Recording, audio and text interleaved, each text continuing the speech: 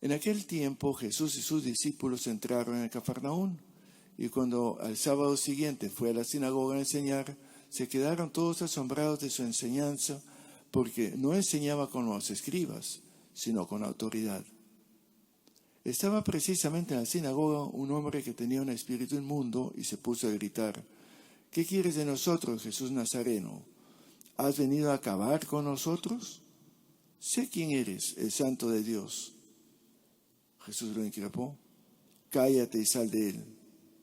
El espíritu inmundo lo retorció y dando un grito muy fuerte salió. Todos se preguntaron estupefactos: ¿qué es esto? Es una enseñanza nueva, con autoridad. Hasta los espíritus inmundos les manda y le obedecen. Y pronto se extendió su fama por todas partes, en toda la región de Galilea. Esta es palabra del Señor. Seguimos el ritmo y la secuencia del Evangelio según San Marcos, que nos ocupará durante una serie de domingos a lo largo de este año. En la primera parte de Marcos, el tema fundamental que quiere transmitir el evangelista a su pueblo, a su comunidad, es ¿quién es realmente Jesús? ¿Quién es Jesús? No qué es, sino quién es Jesús. Las primeras escenas, hagamos memoria, nos presentan a Jesús en el Evangelio de Marcos, saliendo al desierto para ser bautizado por Juan. Y al salir del bautismo de Juan, la voz que aparece del cielo diciendo: este es mi Hijo amado. Por tanto, quien habla es Dios. Por tanto, ¿quién es Jesús? Jesús es el Hijo amado, el predilecto de Dios. La siguiente escena nos presenta a Jesús en el desierto, puesto a prueba, para una suerte de decisión y reafirmar sus opciones. Sale victorioso del desierto, decidido a seguir el camino de Dios, decidido a asumir su rol profético que se desarrollará a lo largo del Evangelio de Marcos. A continuación, nos presenta a Jesús por primera vez en el escenario, hablando y diciendo cuál es su programa. Y para que esto quede claro, el evangelista antepone una explicación. Jesús, después del arresto del Bautista, fue a Galilea, de ahí anunciaba el reino de Dios.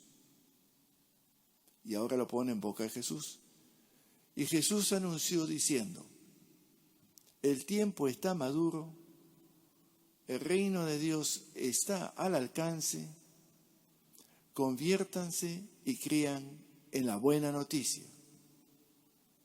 ¿Cuál buena noticia? Que el reino de Dios está al alcance, que ya no hay que esperar, ya no es algo a largo plazo, es posible hacerlo realidad desde ya. Ese fue el evangelio del domingo pasado.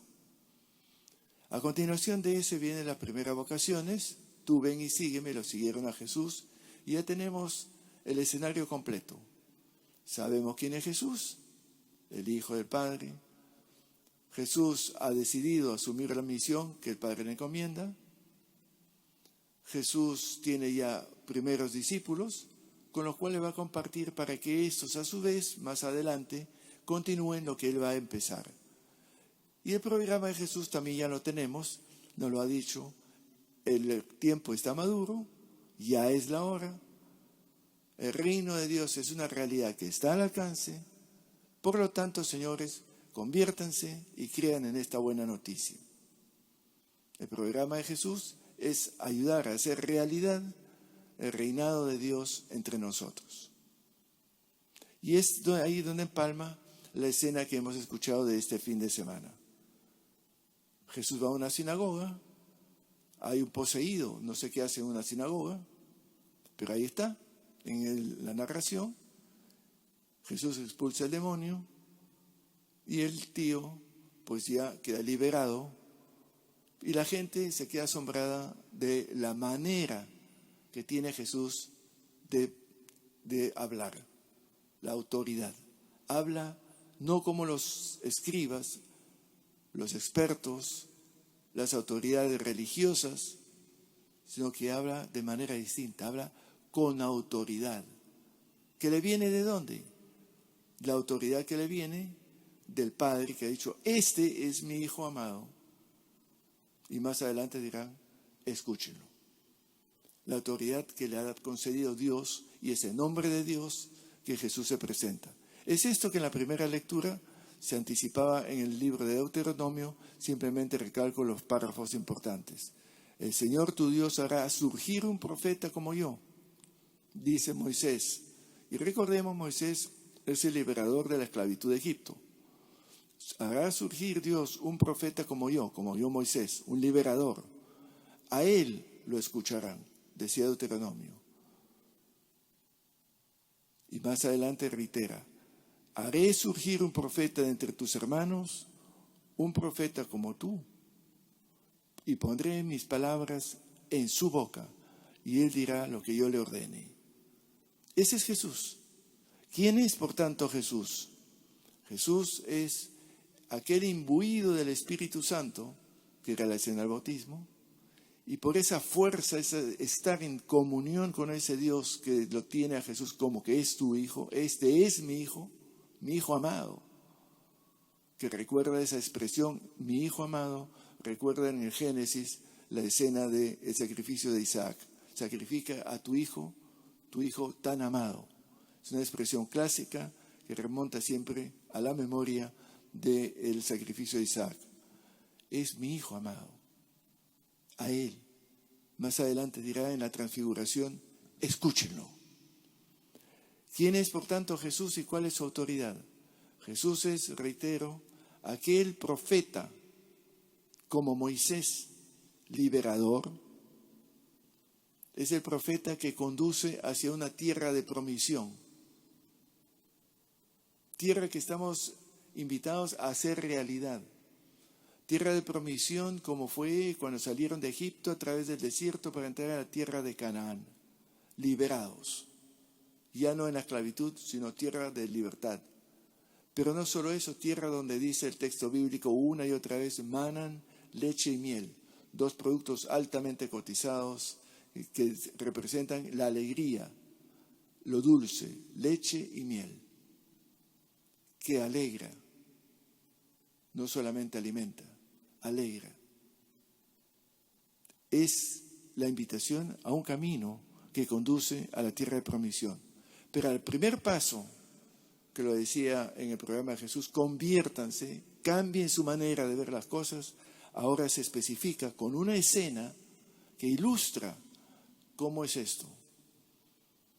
Pues está en la sinagoga representativa, está en el mundo de la religión, y en el mundo de la religión del tiempo de Jesús, pues en ese mundo había también personas que estaban sometidas a la fuerza del espíritu impuro, como lo llama, los demonios que tiene dentro, la religión que oprime, la religión que esclaviza, la religión que no toma en serio la humanidad, sino se preocupa del culto, por eso en una sinagoga, se preocupa de obediencias, de mandatos, de ritos, de observancias, pero no se preocupa del hombre como tal. Y en lo que Jesús se preocupa es el hombre como tal. Y nos presenta esta escena de un personaje, sin nombre, puede ser cualquiera de nosotros, que tiene todos esos diablillos, metidos dentro, que mientras estén ahí dando vueltas en nosotros, no permiten hacer realidad el reino de Dios. Porque más adelante se nos dirá, no se puede servir simplemente a dos señores. O optamos por el reino de Dios, o optamos por el reino del espíritu impuro.